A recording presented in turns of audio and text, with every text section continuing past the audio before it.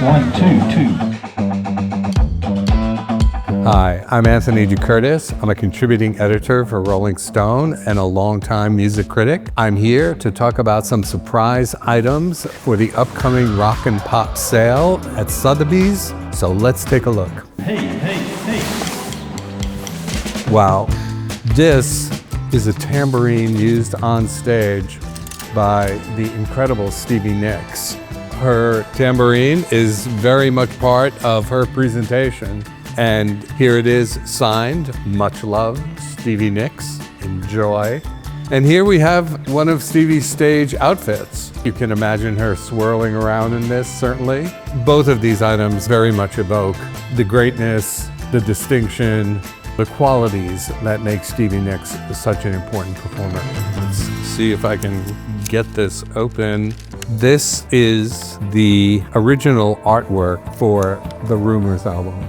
Rumours, as I'm sure don't need to tell you, is probably one of the most important albums of the 20th century and is a record that not only musically, but in terms of the stories behind it, the shattered relationships, the ongoing relationships of this amazing band, Fleetwood Mac, it's all encaptured on Rumours. Anytime I've ever spoken to any of the members of this band about this record and about their career, they still feel it.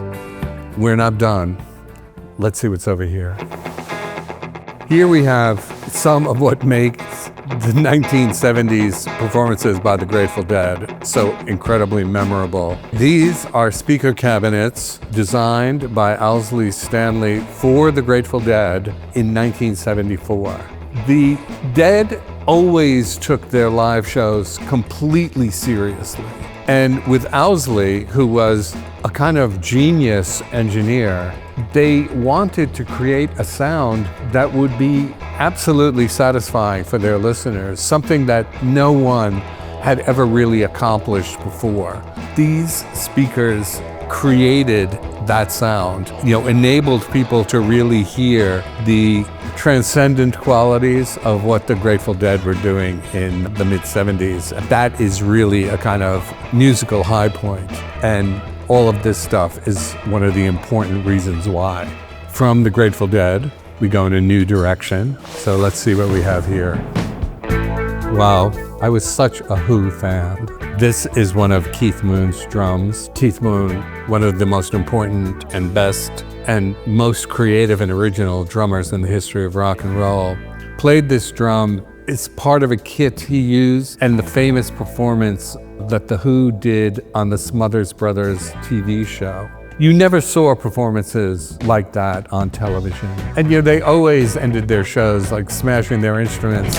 You never expected to see that on television at that time, but there they were doing it. The Who did My Generation, and at the end, Keith Moon kicks over his drums and there's an explosion that is so loud. There's so many stories connected with what exactly happened. Somebody said, they use too much, whatever it is that makes things explode on the show. The Who's performance of My Generation on the Smothers Brothers is one of the legendary, indelible moments of live rock and roll in the 60s.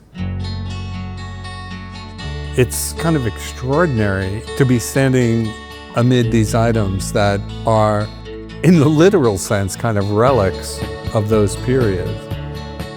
It's powerful and affecting and meaningful. And as someone who's spent my life writing about and listening to rock and roll, it's extremely moving.